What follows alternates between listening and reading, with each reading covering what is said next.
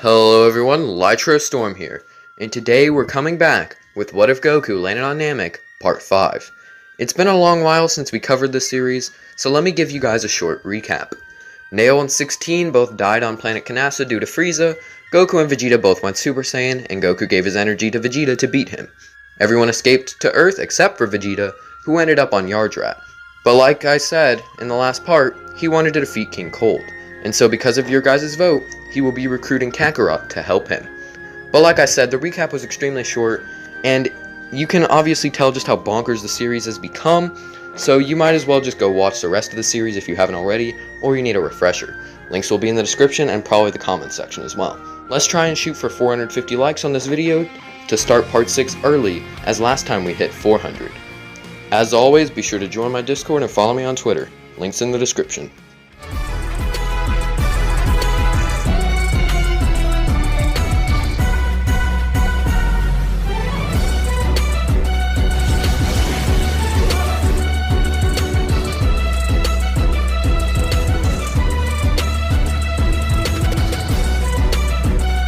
Now before we get into the actual story, let's talk about a timeline here.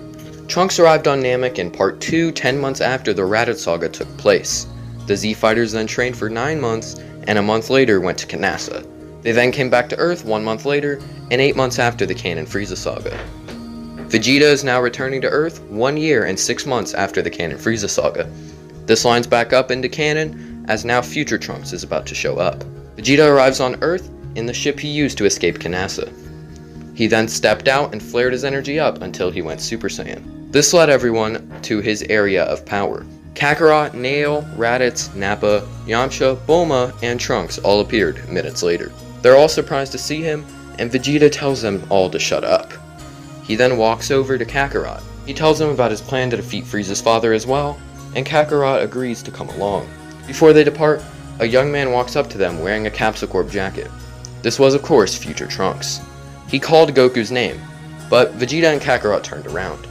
Vegeta asked what that was, and Trunks said that it was his name. Kakarot told him that his name was Kakarot, and Trunks realized something was going on. He then began to look around. Where were Krillin and Tenshinhan? Why were there more Saiyans here? Is that really what Piccolo looked like? Trunks then looked at Yamcha and Bulma and saw a kid. His face immediately shattered. He had nervously asked what the kid's name was, and he responded, Trunks. The future warrior had a meltdown intentionally, but tried to keep his composure. Getting back to Kakarot. He began testing his power in Super Saiyan, and Kakarot barely managed to hold the sword back. Remember that here he is weaker than his canon counterpart. Trunks recognizes this and gives him the heart medicine, tells him of the androids and everything else. He then leaves. Nail heard it all and reveals to everyone that they need to start their training together. If they all train, it'll be better, especially since Vegeta and Kakarot are leaving and don't know when they'll be back. After Trunks leaves, Yamcha notes that they were Red Ribbon Army androids, which means that Dr. Gero is planning something. If they look hard enough, they might be able to talk him down and get them to rejoin the group. Vegeta tells Yamcha never to speak such cowardly words again, and tells him that they will fight the androids, and they will win. He then tells Kakarot to come on, and the two get on the ship, leaving. The Saiyans spar against each other on the ship, and they grow a decent increase. Eventually, they make it to Cold's planet. The two marched into his throne room, and Cold stood. He says that they must be the ones responsible for Frieza's death on Kanasa. The Ginyu Force had been called in before his death, and when they arrived, they found the planet destroyed with no trace of any survivors.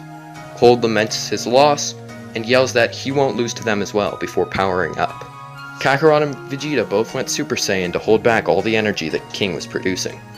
Eventually, he stood tall in his fourth form.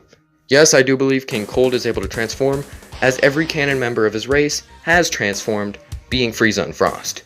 I see no reason why Cold wouldn't be able to do so, considering via asexual reproduction, Frieza would be almost an exact copy of himself. Back to the video. Cold then proceeds to absolutely body slam the two Saiyans, showing that he is far superior to them and Frieza. Their clothing is being destroyed and they're barely holding on. And a while later, Cold gives them an ultimatum. They can either join him as his two new sons, or he can kill them right there. Of course, neither Saiyans want this, and Kakarot places his hand on Vegeta's shoulder. Cold asks if they've made their decision, and Vegeta places his fingers onto his forehead before saying, "Yeah, and then disappearing along with Kakarot. King Cold is shocked and yells out no multiple times as he had no idea where they had gone. Kakarot and Vegeta both appeared in front of Nail while he was training, and the two fell to the ground. Trunks gave them both senzu beans and they recovered. Yamcha asks what had happened. The two told them and said that they would now join them in their training. They had only missed out on about a month, so it should be fine. During the 3 years, Raditz has a child with his now wife Colonel Violet, as mentioned last time, and Kakarot has had a child with Chi-Chi after getting married. We'll still say it's a boy, but the name is definitely not Gohan since Kakarot wasn't raised by him. You guys decide on a name. Maybe a Namekian one to pay homage to the ones that did raise him in the series. As for Raditz's kid, I'm going to go ahead and go for a name I proposed to you guys in What If Vegeta Rebelled Early that got turned down instead for the twins. Regine. This is to pay homage to his mother, Gine, but also combining it with Regina to make it more Earth-like. One other bombshell I'm going to drop on you during this time skip, Piccolo Jr. is basically fully grown now. Yeah, remember him from all that time ago? I almost didn't either. But basically by the end of the 3 years, Kami has finally gotten all of the evil from him through his teachings and Kakarot's help years back. Could he become more of a main character soon? We'll have to see. The 3 years pass and they're finally ready to face the androids. But they aren't there. They plan to wait at the town for hours, but future Trunks arrives. Vegeta calls him a liar, but Trunks assures them that they should be here by now. He agrees to wait with them so that he can help. A few hours later, Bulma calls Yamcha and tells him that she's found Trunks' time machine.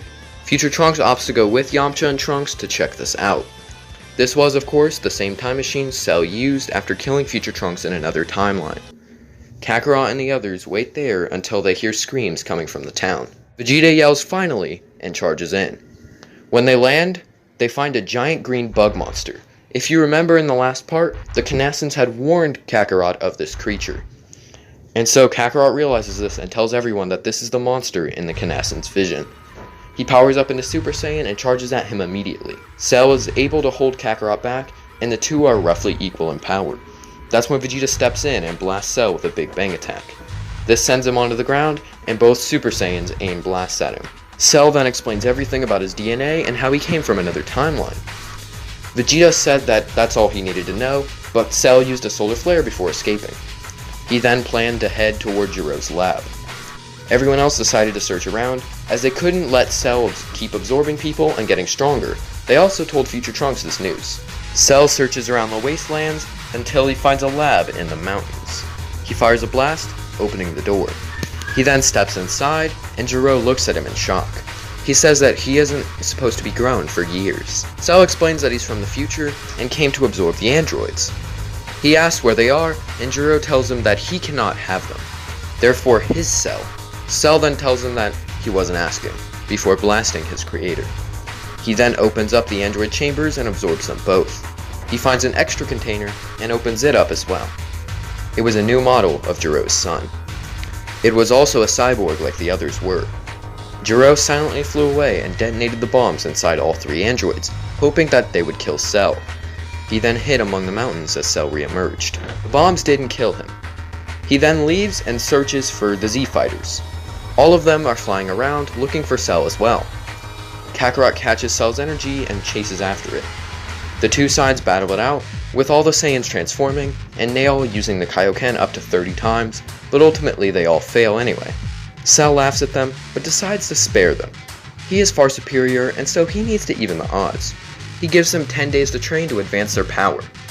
They agree to this and head off into the lookout, while Cell announces the Cell Games worldwide. Kakarot plans on having them all train in the time chamber. So Kakarot, Vegeta, Nail, Future Trunks, Nappa, Raditz, Yamcha, and Trunks makes 8 of them. They need teams that'll help push their limits.